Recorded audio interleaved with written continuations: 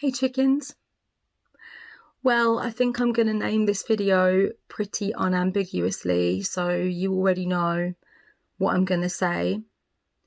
A week ago, at the time of filming this, on the 7th of March, my beautiful, flawless, prismatic, cosmic baby brother died in a traffic accident.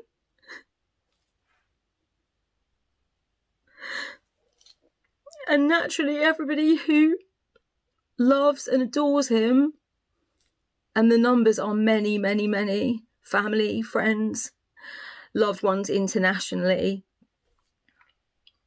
his girlfriend, we're all just fucked. Of course, it's to be expected. This is a really weird video to make, so I'm just going to speak really plainly. The relationship I had with my brother was incredible. He was one of my favourite people. We spoke pretty regularly, and every time he walked through the door at my mum's or we visited up somewhere or whatever, just instantly buzzing. We were really close. I absolutely love him.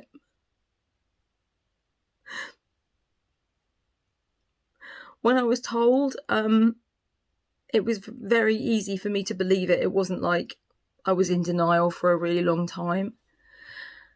It was my best friend that told me, who also has known my brother for 10 years, and so it was really hard for him. But when my mum called us, I was on the phone with a client in my friend's bedroom. So my mum told my friend the news, and then when I was done with my client, I came out, and I already knew something was wrong because my mum had tried to call me several times. And my mum always knows that if she tries to call me and I hang up, it means I'm with a client, so not to call back. And she tried to call back again and then a third time. But I just tried to stay calm. I finished my client appointment, and then I came out, and my best friend said, "You need to sit down, honey."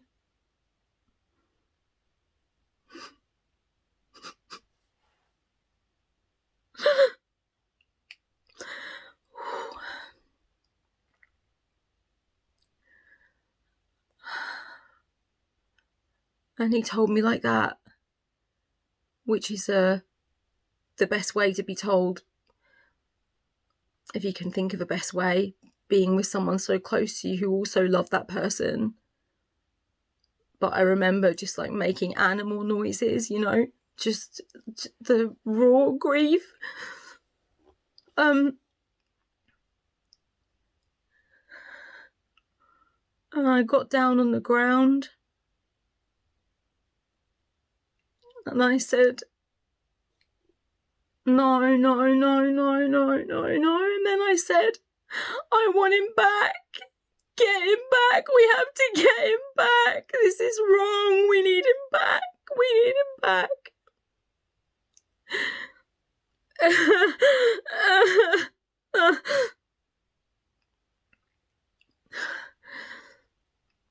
And then I remembered the myth of Boulder, which I love so much. I know not everybody's going to know it. I'm not going to tell it here because I don't want this video to be incredibly, exceptionally long. But it relates to my matron deity Hel, the Norse goddess of the underworld. And I've always thought of it as an incredible myth about death and its indiscriminate way of moving through us and taking what it wants when it wants. And the need to accept that, even though it might seem terribly unfair, and even though it might have been in the worst circumstances or the most devious of circumstances or the most random of circumstances, Death is death. It's the great leveler. And it will come to us all, and not all of us are going to make old bones.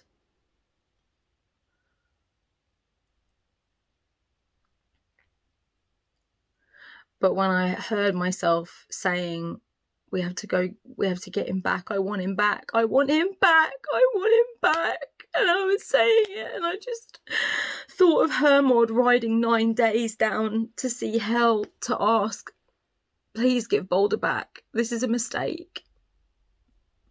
He's not supposed to be dead. He's our shining one, our fucking prince. We all love him.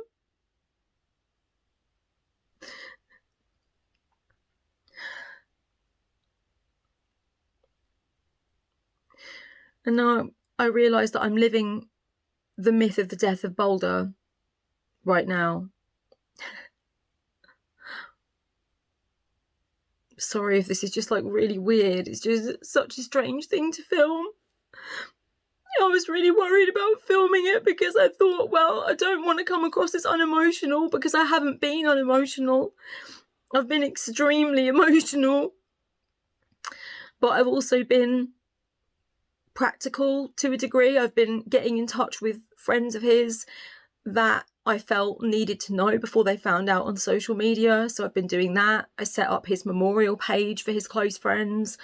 I'm trying to like connect with and check up on people that will be really hurting right now, and stuff like that. So I'm definitely still functioning.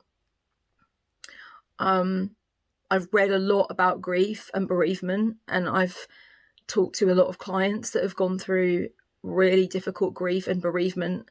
When it comes to just really close people, this is the closest person to me that's ever died. So I'm just using those tools. But I didn't want to come on here and just be like, just seem numb.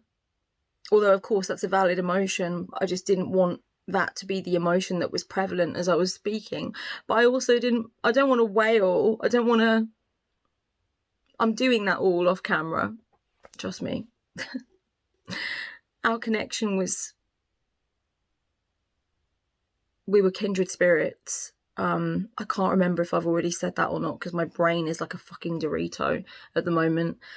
We were kindred spirits, and so many stories, so many memories, so much beauty. He was epic. He went to India to do his yoga teacher training. He was a tree surgeon and he was really passionate about that work as well. He was really, really funny. He was a world-class joker, but he was also a cosmic philosopher. You could have such incredible conversations with him. A while ago, he was struggling with some decisions that he had to make in his life, and he took some time off work and he just drove around England in his van for a while. And he told me that on the night of the full moon, he opened up the back doors of his van and he had all his blankets round him and his fairy lights. And he said he just looked up at the moon and listened to lectures from Sadhguru and just like absorbed the moment. That was my brother. He was also a total fucking wind-up merchant, and I loved him for it. I loved him.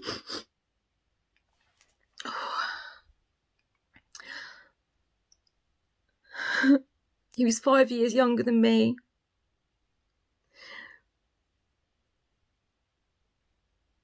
And it's just so unexpected.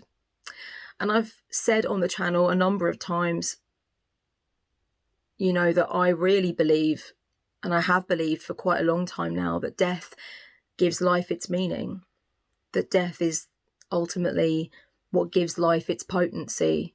And that's part of the reason I work with the death goddess. It's part of the reason that I wear skeleton earrings. It's part of the reason that I've got skulls and skeletons all over my poetry book, in my laptop, that I'm very attracted to that imagery. I meditate on it. It's the archetype that I meditate upon the most is death. Not only symbolically, of course, but also literally just remembering the inherent decay within all that is component, and knowing that and feeling it. Then when you love, you've just got to go hard or go home. And I loved him so fucking hard. I loved him.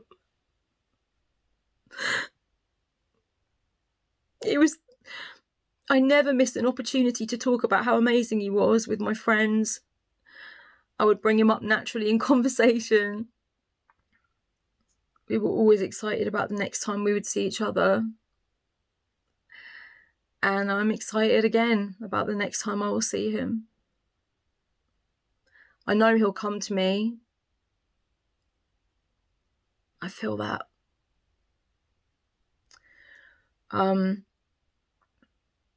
So what were my plans for this video?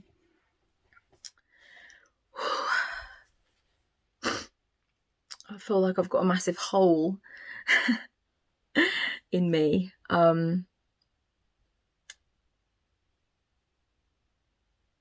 I understand about bereavement, and I have people to support me, and I have a therapist, so I don't want people to worry about me. You might wonder why it is that I'm making this video publicly so soon after my brother's death. It's still really, really raw. I mean, we're only just thinking about certain aspects of the memorial. We only just got the coroner's report back a couple of days ago. I'm not going to go into loads of detail about things.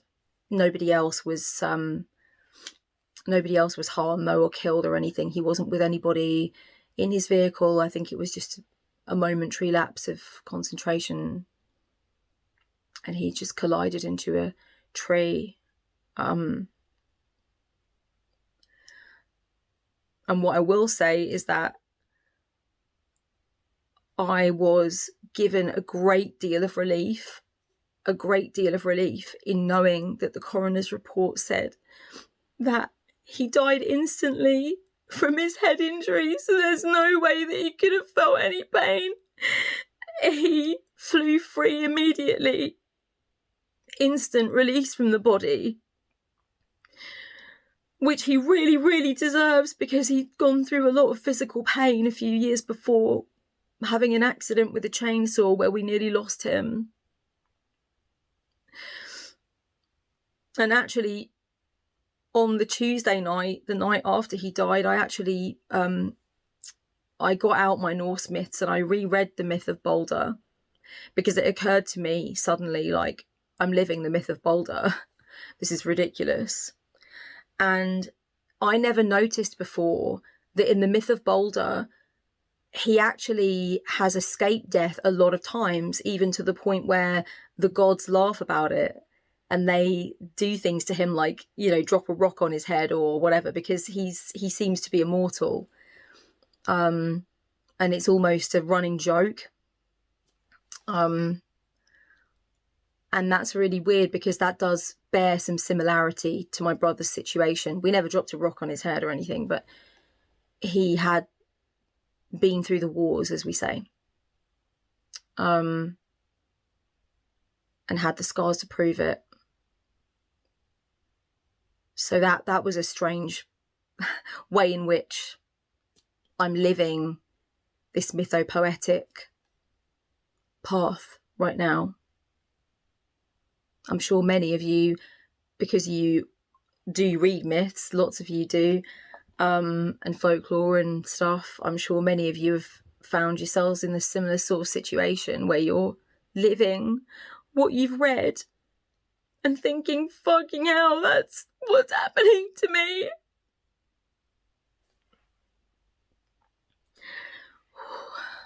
So I just want to get to one of the most important points for me of making this, because, as I said, some of you are probably wondering, like, why are you bothering with us? Like, go and take care of yourself, and there's no need to be here. You know what? Like, just take care of yourself and mourn and grieve. I wanted to say that the first 2-3 days after my brother's death, I did cancel all my client appointments. I just simply, had all of the clients contacted and told that they could have a refund or they could reschedule if they wanted to, and I would give them a complimentary session as well, or but I just couldn't obviously do anything other than wail, sleep, wake up, remember, wail, sleep. Couldn't eat anything. And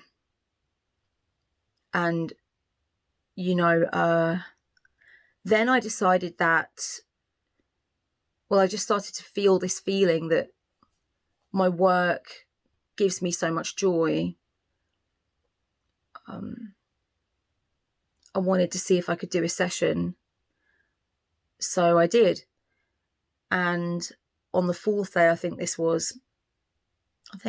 maybe the 3rd day, I can't remember, but it was about witchcraft. It was like a witchy brainstorming session. And it gave me such relief to just tune in with someone, talk to them about their practice for a while, talk about what's going wrong, what's going right, what might need to change, and just do my thing. That's my shit. That's what I do.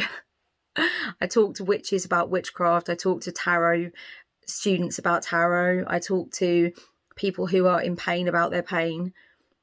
And my brother was exceptionally proud of my work and exceptionally proud of my book and very excited about the next one that I was writing. And so I decided I will still work through this time of grieving and mourning, because for me, I'm partly an instrumental kind of griever. For me, it just doesn't do to just lie there. It just doesn't do. So I wanted to say some things. First of all, if you are sitting there doing the math and realizing that you are one of the clients that has had a session with me since my brother's death, please don't worry. Please don't think that, that was really painful for me, and, that I really put myself through hell hell with 2 L's, to do that for you. No, it was awesome, as it always is. My work is resplendent, and it's the privilege of my life. So please don't think that just because we spoke very recently and you now realise that I was in mourning, that was the wrong thing. I really don't feel it was the wrong thing. And I know that I can give of myself perfectly well and still hold that grief and still have the times where that grief is allowed its place and the times where I'm focusing on something else.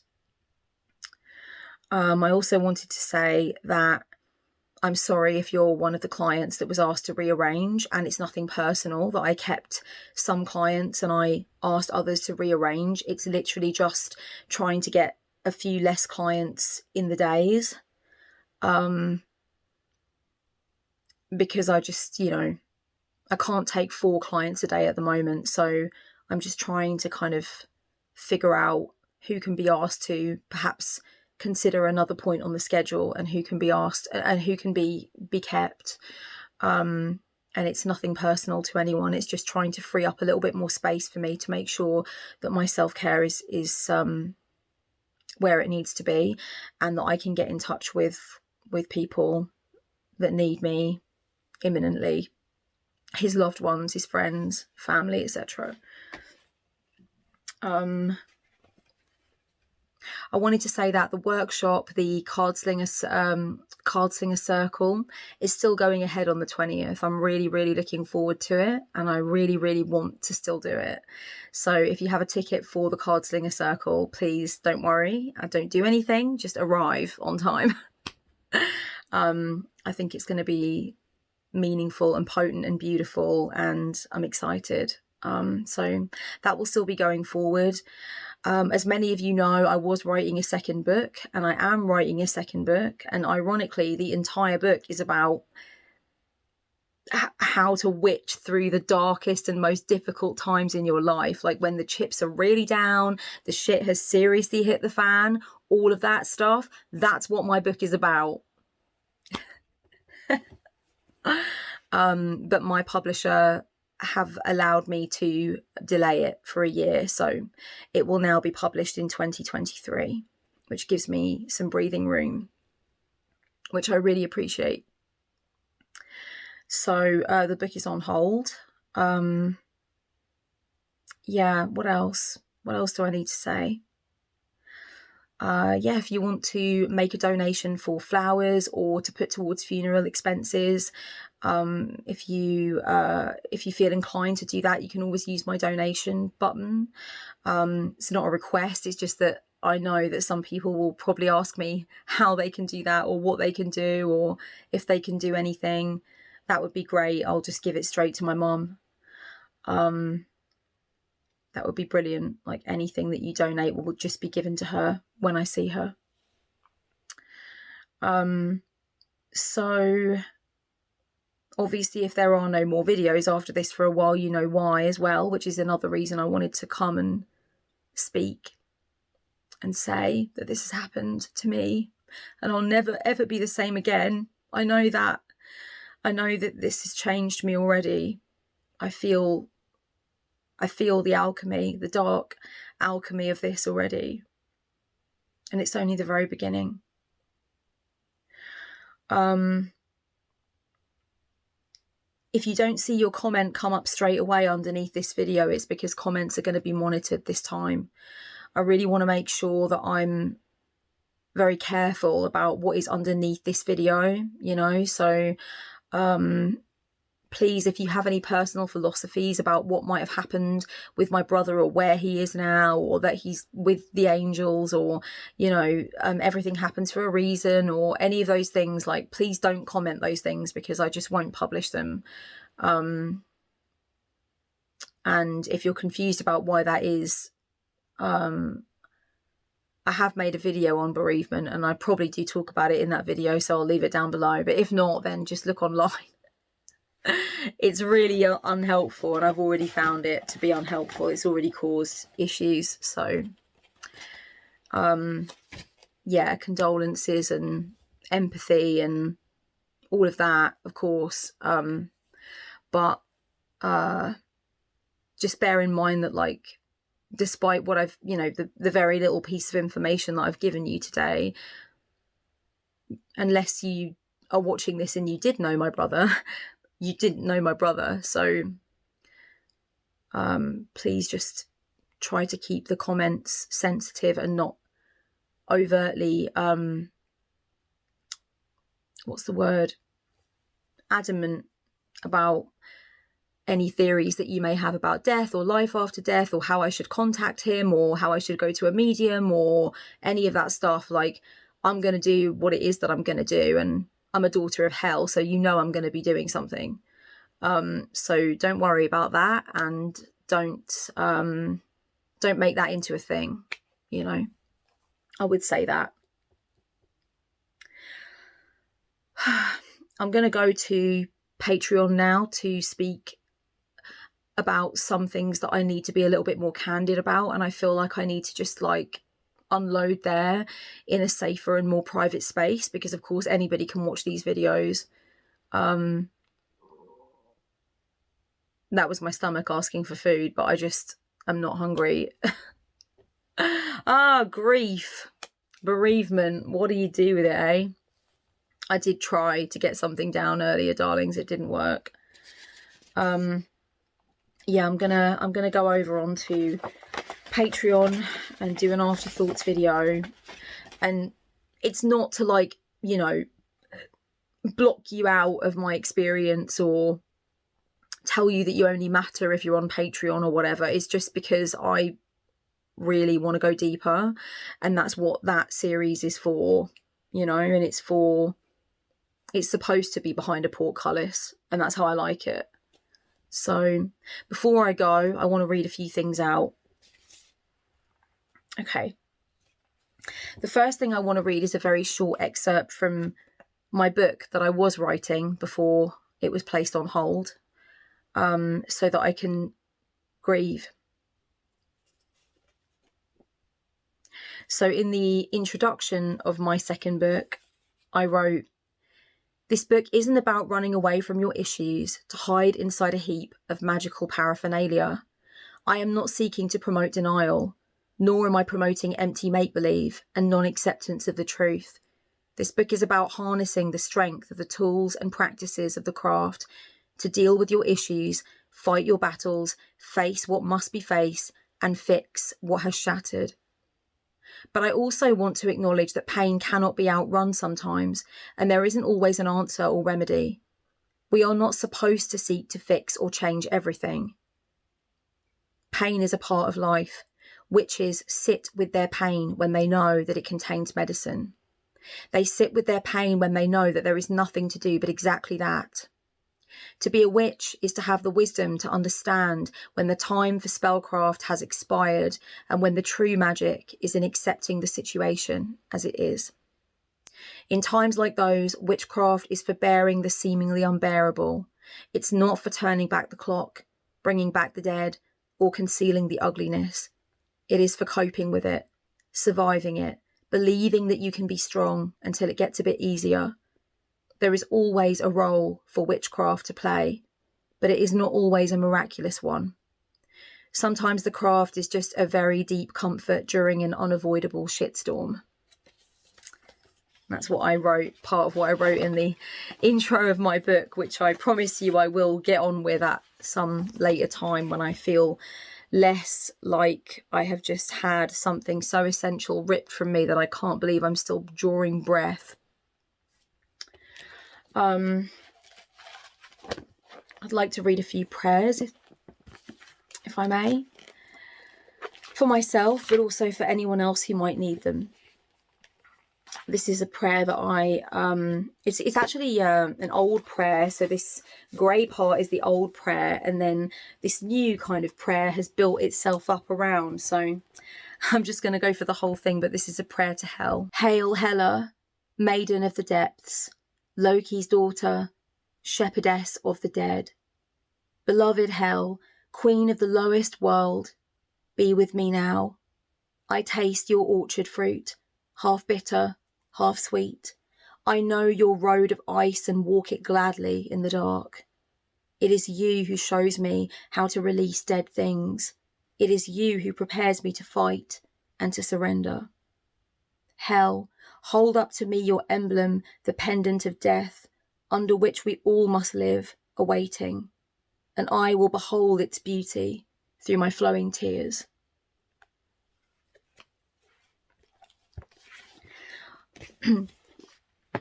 I'd also like to read a prayer for the Virgin Mary. It's a prayer that was written for the Holy Mother, just for anyone who would find this potentially like triggering or uncomfortable. It is Hail Holy Queen, but it has been I've fucked with it, okay? So I've gotten rid of like any mention of Christ or God or Eve or any of that shit, okay? All right. It's my Hail Holy Queen. It's the Maddox Hail Holy Queen. Hail Holy Queen, Mother of Mercy, our life, our sweetness, and our hope. To thee do we cry, poor banished seekers of truth. To thee do we send up our sighs, mourning and weeping in this valley of tears. Turn then, most gracious advocate, thine eyes of mercy toward us, and after this our exile, show us unto the blessed wisdom of thy sacred pathway of devotion. O clement, O loving, O sweet Virgin Mary, pray for us, O Holy Mother, that we may be made worthy of the warmth of the light.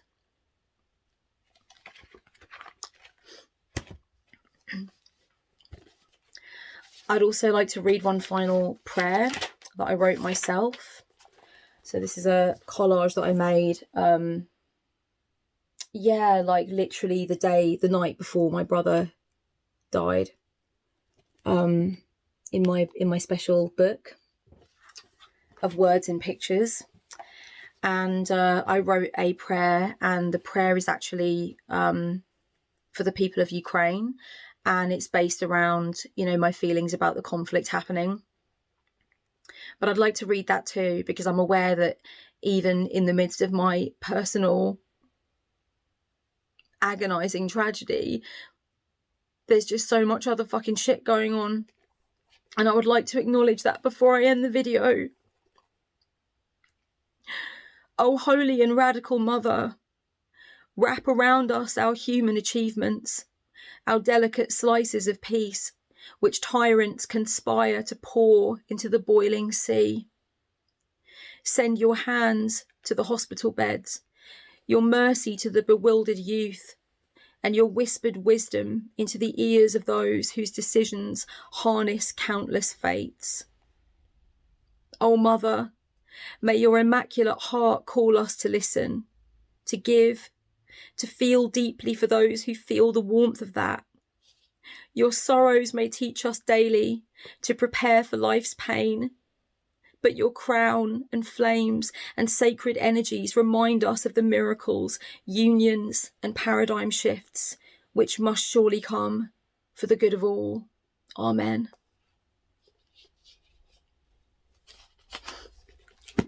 All right, darlings, that's it.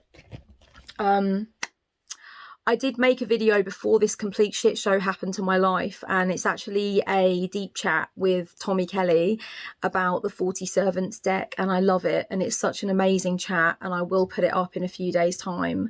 So I welcome you to enjoy that. But other than that, I don't know when I will next be seeing you. It could be in a few days' time, it could be in a long time. I'm sure I'll post some things on social media, and thank you for listening. Much love. Blessed be.